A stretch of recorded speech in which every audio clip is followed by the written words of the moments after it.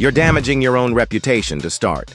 Secondly, you are violating a professional oath and your profession. Thirdly, you are betraying your nation by harming it by giving the appearance that this administration is incapable of fighting for all of the illegalities we have been discussing. People are being punished by this administration because the president is a convicted felon who is upset that he nearly got caught and wants to hurt the government, his people, and our legal system. He also wants to discourage people from opposing all of the unlawful things he is doing.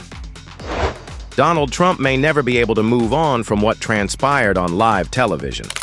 This wasn't a late-night tweet or rally slip. The Trump myth was dismantled in real time. George Conway was cool and collected as he examined Trump's legal troubles, political setbacks, and even the appearance of his marriage. It sounded nothing like rumors. It had the sound of evidence. Trump appeared to be the defendant for the first time, and by giving in to him, you are pushing them to send more people, possibly even Americans, to El Salvador because they want to establish a system in which no one is willing to offer legal assistance to help combat the illegality. Additionally, you should be aware that they are acting in this way due to financial gain. Yes, cash. And this is what's happening with this. The companies that are giving in. And I've worked for 30 years in a law firm that handled mergers and acquisitions, so I know this. All right? Additionally, it's an extremely profitable line of work. Additionally, you only get paid if the deal's close. Additionally, you receive a substantial sum, a portion of the transaction. You see, it's a profitable business, and in normal times, it's good business. Additionally, they fear that their clients' transactions would not be approved by the authorities. I apologize, everyone. You're ruining your name in a setting where no business will be done because the president is, the U.S. is smaller, and the economy is being destroyed. You are therefore twice stupid. Conway attacked Trump's image, loyalty, control, and weak points, portraying him as a man who is becoming disconnected from reality. He maintained that Melania's actions are all designed for survival and that her silence is leverage rather than loyalty. She might have the proof to stop Trump if it's true. The query is, when is she going to use it? One of the odd things about the Trump supporters, I guess, is that they aren't all that loyal to one another or to Trump himself. By the Trump, I don't mean his supporters, but rather those who surround him. Like him, they are all self-centered. All of them are attempting to earn money by serving as Trump's gatekeepers. Oh, I suppose they dislike me. But I'll tell you what, these are losers from the start. Bill Kristol is one of those guys who has been between 0 and 32. You look at him, George Conway. Look at that guy, please. The man is a ruthless loser. Therefore, they shouldn't. Let's call it the Lincoln Project. It is unfair to the great President Abraham Lincoln. They ought to refer to it as the Losers Project. All right. Regards. There was no gossip among the spectators. It was a political autopsy they watched. Conway described Melania's strategy of remaining near enough to observe everything but far away. In order to protect herself, she documented Trump's political, legal, and personal implosions in order to dodge the aftermath. He claimed that her well-timed absences, crisis quiet, and revealing body language might eventually bring down Trump's enterprise. Never in his life has Donald Trump been correct. Hannah Lecter, who passed away, was a beautiful man. We got up and they made an announcement, but it was totally anonymous. Was no buy now, and this president doesn't have good faith. He disagrees with Kenny's voice, but he doesn't care. He is a lawless criminal, and our government is essentially criminal. If you think that they will enforce the law or follow court orders, they won't, and they're probably already attempting to circumvent them. Conway continued to speculate about marriage. He connected Trump's frenzied, according to him. Both his personal life and leadership are based on transactional allegiance. He asks for it, but never gives it back. Conway pointed out that Trump dismisses allies quickly, and he implied that Melania might be more aware of this than anybody else. What if she has been preparing for the moment when betraying him becomes essential rather than optional? When that day arrives, the consequences won't just be intimate. It will be a historic event. They refuse to follow the law. They have no desire to follow the rules. They believe they do not apply to them. Furthermore, Donald Trump lacks empathy and a moral compass. Is he not concerned about anyone but Donald Trump? That's why, during his first term, he stated, "Artisy, I am free to do what I like under Article 2 of the Constitution." Trump's first term, which I refer to as Show 1, was, an attack on the rule of law, but it was only like cancer. It resembled a first or possibly a second stage. About January 6th, we reached stage 2. Before going into remission, he posed a threat to the rule of law. Then the time had arrived for the anchors to lean in. Conway suggested Melania might be getting ready for a political rather than an emotional departure.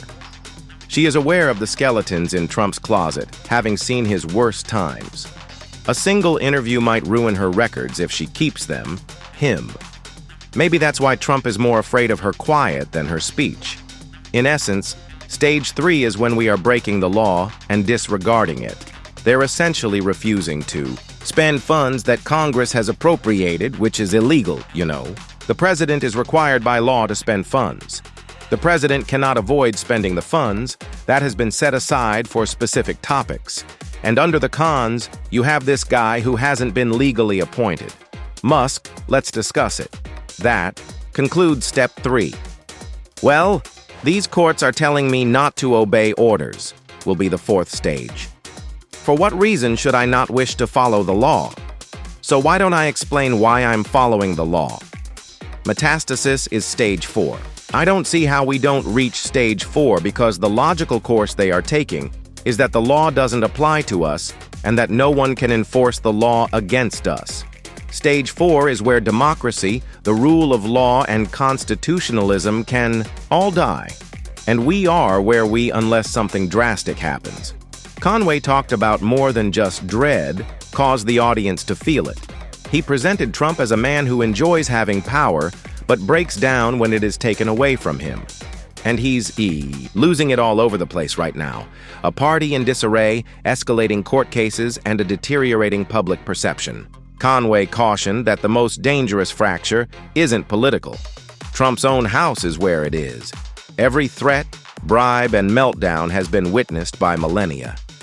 Their marriage wouldn't simply dissolve if that ever left Trump Tower. It might break the momentum that has grown around him. Conway was the subject of the camera, which allowed the warning to sink in. Despite your desire to avoid diagnosing him, I believe that if you look at the diagnostic criteria for narcissistic, he fits the bill for both personality disorder and antisocial personality disorder. It is as though the criteria were created to characterize him.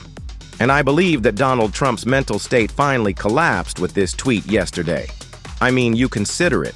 In total, there were about 50, 60, and 70,000 persons in 5 rallies throughout various states. It is more ridiculous than claiming that the moon landings were staged because tens of thousands of people attended.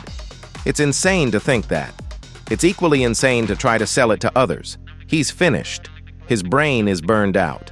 Trump's mental state is chaotic, unpredictable, and dangerous, according to Conway, who also said Melania is best protected by maintaining her distance. He cautioned her that it would be disastrous if she revealed the truth, exposing Trump's phony fortitude and dependence on others. She is not supporting him. She's standing alone, Conway remarked. As a result, Trump trapped in a glass fortress, on the verge of collapse, alone and deserted. You were mentioned as a potential employee of Donald Trump's administration following his victory in 2016. Well, you declined, and I was given the opportunity to lead the Department of Justice's Civil Division. And I completed every form. My background was checked, and I was conducting interviews with those who were going toto labor beneath me. There, I was kind of far along. After that, I suddenly felt uneasy and decided I didn't want to work for this administration. Because what I witnessed was a dumpster fire show, and I simply reached a point where I was unable to continue. And, well, I didn't. And it turned out to be one of my best choices ever. All right, I acknowledge that my 2016 endorsement of Donald Trump was incorrect. I was terribly mistaken. Using judgment was a terrible experience. I was aware. I ought to have been more aware. Speculation exploded on social media. Has Melania been collecting proof? Nobody anticipated the secret witness. Trump's supporters were alarmed by the hint alone, even though Conway didn't state it. His genius was to let the silence do the talking. Prosecutors do not frighten him. I'm afraid of her, Conway remarked. If accurate, Trump's biggest weakness already exists within his walls. George, Schman would like to know if you anticipate that Trump would target you and the other Lincoln Project employees. If yes, do you have a strategy for defense? Other than the fact that anything he comes up will be without substance, I don't have a defense strategy.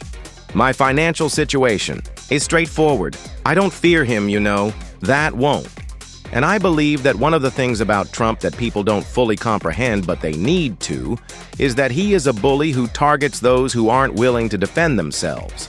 Conway cautioned that a betrayal that deprives Trump of his identity and power will bring about his downfall more so than a trial or election. When those closest to the strongman act lose faith, it dies. And if Conway is correct, the greatest danger facing Trump is already grinning next to him. He's a sociopath, you know, and one of the characteristics of sociopaths is that they don't think or plan. Instead, they just behave impulsively and emote, and they follow their whims and impulses and the last person they spoke to. And for that reason, you have power, and they do too. When they say, I'm turning this on, I'm turning this off, I'm turning the lights out, I'm turning the lights on, I'm raising tax tariffs, I'm lowering tariffs, I'm telling everybody in 10 million people to evacuate, they are filled with a sense of power that they adore. The cracks in Trump's empire are no longer there. I'm telling them they're safe for the time being. All right.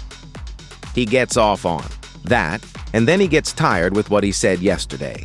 Of course, he doesn't necessarily remember or care what he said yesterday, so tomorrow is going to be something different.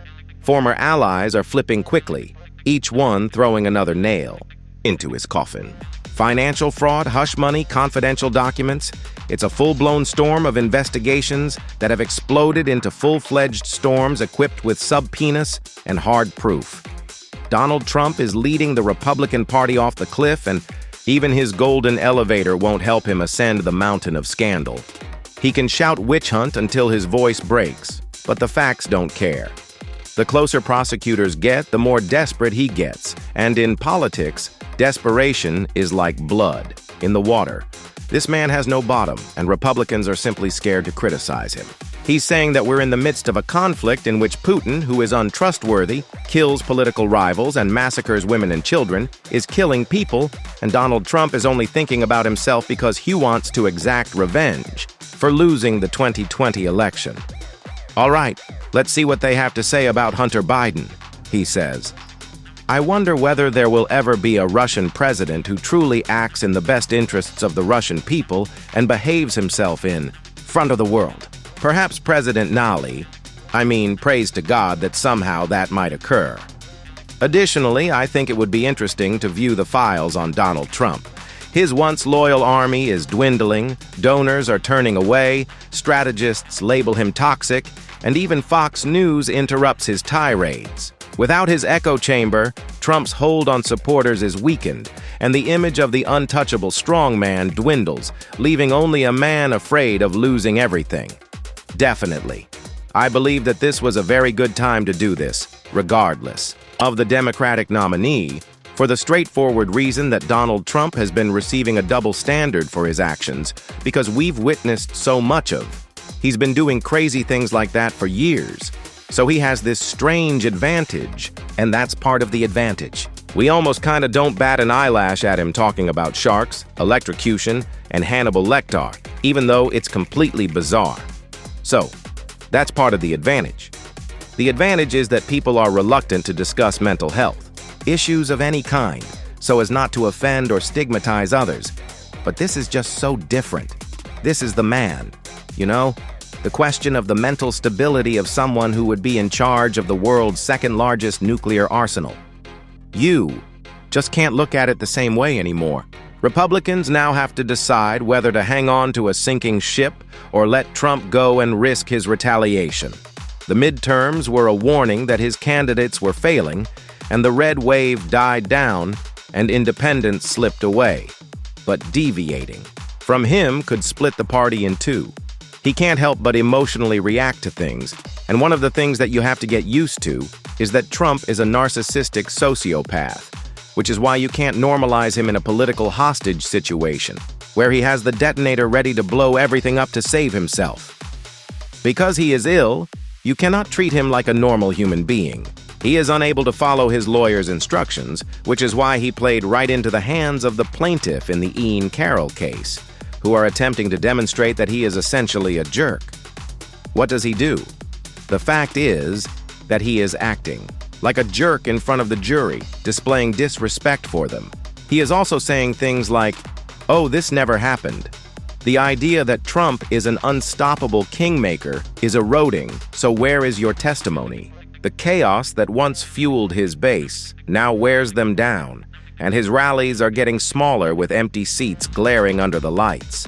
Enemies sense opportunity, allies smell fear, and Trump's momentum is rolling backward. Once unshakable polls now swing wildly, and legal bills drain his war chest faster than donations can fill it. The other thing that he did was to demonstrate that, this is his strategy. He plans to use the threat of violence or to incite violence to force government officials to either refrain from enforcing the law against him or to break the law, as he wanted Pence and the members of Congress to do on January 6th. When the end arrives, it won't be a quiet finish. Fall, it will be a spectacular implosion. The courts will have their say, the voters will have their say, the kind history will be dissected for decades, and the man who once sold himself as America's savior will be remembered as its cautionary tale, proof that lies, conceit, and unbridled power always fall under their own weight, will have theirs. There is only one enemy, and this isn't just politics, it's accountability.